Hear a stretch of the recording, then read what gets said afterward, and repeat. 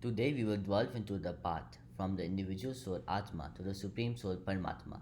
This video will unravel the timeless wisdom of the Gita, offering insights into the true essence of life and our connection with the divine. Through these teachings, we aim to understand an intricate relationship between the soul and the supreme, guiding us towards spiritual enlightenment and inner peace. From soul to supreme soul, wisdom of the Gita.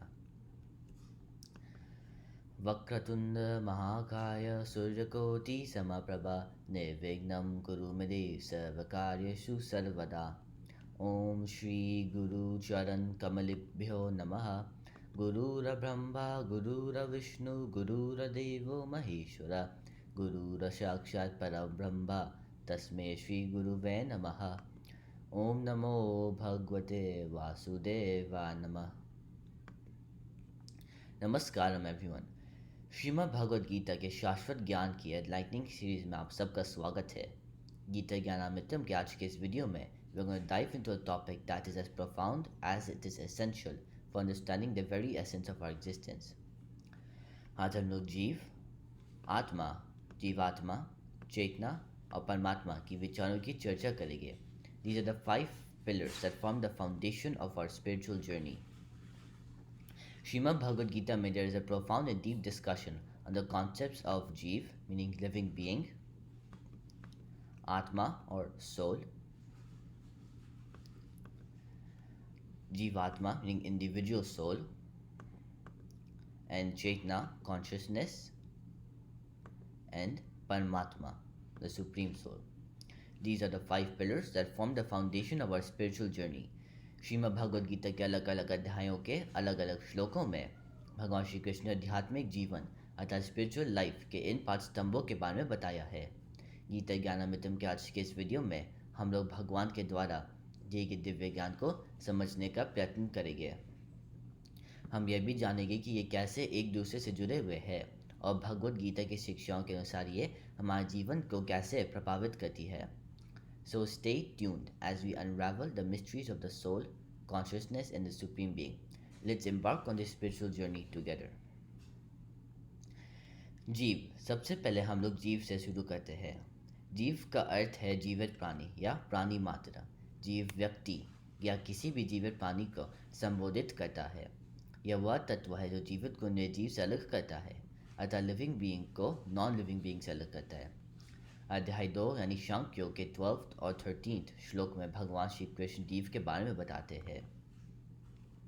वो कहते हैं श्री भगवान उवाच न त्वेवाहं जातु नासम न त्वं निमे जनाधिपा न चैव न भविष्यामा सर्वे वयमतः परम.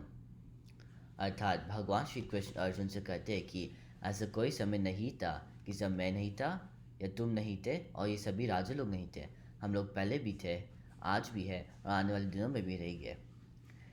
जिन्हें तुम देख रहे हो वह मेरे, तुम्हारे और राजा का और तुम्हारे परिवार वालों का एक नश्वर शरीर है. वास्तविकता में वो शरीर नहीं है. उनका जो वास्तविक रूप है उनकी आत्मा है. शरीर नश्वर होता है किंतु आत्मा शाश्वत होती है. उसका कभी नाश नहीं होता. जीवों का नश्वर शरीर शाश्वत आत्मा से जुड़ा होता है और ये आत्मा इस जीवन चक्र में शरीर बदलते रहता है. इस बात को समझते हुए भगवान श्री कृष्ण श्लोक सांख्य अध्याय के 13 श्लोक में कहते हैं. लेकिन उससे पहले के श्लोक में भगवान ने कहा कि अनश्वर आत्मा जीवों के नश्वर शरीर से जुड़ी रहती है.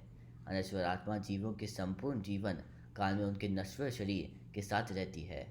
बचपन से जवानी, जवानी से तरुण अवस्था और तरुण अवस्था से वृद्धावस्था. अंत में जीव की मृत्यु होती है तो सिर्फ उसके नश्वर शरीर की मृत्यु होती है. नश्वर आत्मा उस नश्वर शरीर का त्याग करे नए शरीर को धारण करती है. यह केवल शरीर नष्ट हो रहा, हाँ आत्मा नहीं. जिसे हम मृत्यु कहते हैं वह केवल शरीर का विनाश है, शाश्वत आत्मा का नहीं. अब हम लोग समझेंगे कि आत्मा के विषय में भगवद गीता में क्या कहा गया है. देहिनोस्मिन् यथा देहे कौमारम यौवनम जरा तथा देहांतरा प्रतापेर धीरस्तत्र न भूयति.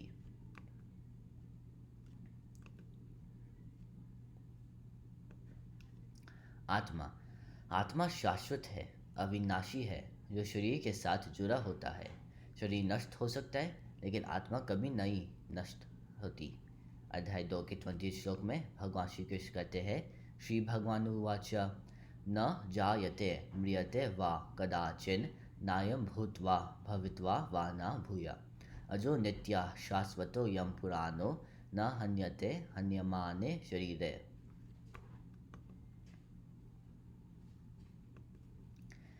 आगे इसे समझाते हुए भगवान अध्याय 2 के 22 श्लोक में कहते हैं, वसांसी जैनानी यथा व्यया नवानी घनाति नरो परानी तथा श्रीरानी व्यया जैनान्य नयानी संयाति नवानी देही। अर्थात जिस प्रकार से मनुष्य अपने फटे हुए पुराने वस्त्रों को त्याग करके नए वस्त्रों को धारण करता है, उसी प्रकार मृत्यु होने पर आत्मा पुराने तथा व्यर्थ शरीर का त्याग कर नए शरीर धारण करती है। नैनम चिंदन्ति शस्त्राणि नैनम दाति पावका ना चैनम क्लेद्यांतपो ना शोषयति मारुता।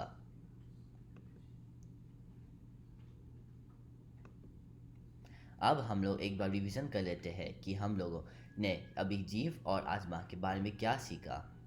जीव हम जीवित प्राणियों को कहते हैं जिनको शरीर होता है। आत्मा कोई शरीर नहीं होता, जीवों का शरीर नश्वर होता है, जबकि आत्मा अनश्वर होती है। आत्मा जीवों के शरीर के साथ उसके संपूर्ण जीवन तक जुड़ी रहती है। जीवों के शरीर की मृत्यु के पश्चात आत्मा शरीर का त्याग करके नए शरीर का धारण करती है। जीवात्मा, शाश्वत आत्मा जब नश्वर शरीर के साथ जुड़ जाती है तो उसे जीवात्मा कहते हैं। जीवात्मा शरीर के साथ जुड़ी रहती है, शरीर के साथ नष्ट नहीं होती। शरीर के नष्ट होने पर यह नए शरीर धारण करती है। यह चक्र तब तक चलते रहता है जब तक आत्मा को मोक्ष नहीं प्राप्त होती। आत्मा को मोक्ष की प्राप्ति इस बात पर निर्भर करती है कि जीवात्मा संपूर्ण जीवन काल में किस तरह के कर्म करती है। इसके एक दूसरे वीडियो में एक्सप्लेन करूंगा मैं।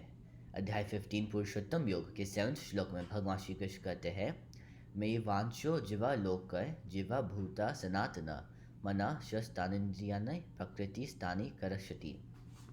अर्थात इस भौतिक संसार की आत्मा मेरे शाश्वत अंश है, लेकिन प्रकृति शक्ति तमो रजो और सतो और 4 इंद्रिय के साथ इस भौतिक संसार से बंधकर संघर्ष करती रहती है।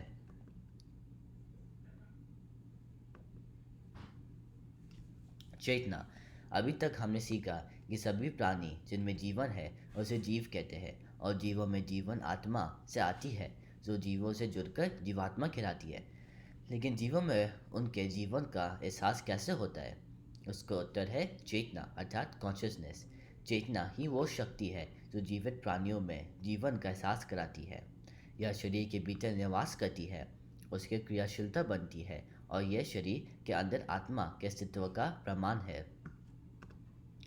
तो इसको एक उदाहरण से समझते हैं। जैसे जब हम एक इलेक्ट्रिक बल्ब को लेते हैं तो इसमें कोई प्रकाश नहीं होता, लेकिन जब हम स्विच ऑन करते हैं और इलेक्ट्रिसिटी फ्लो होती है तो बल्ब में लाइट आ जाती है।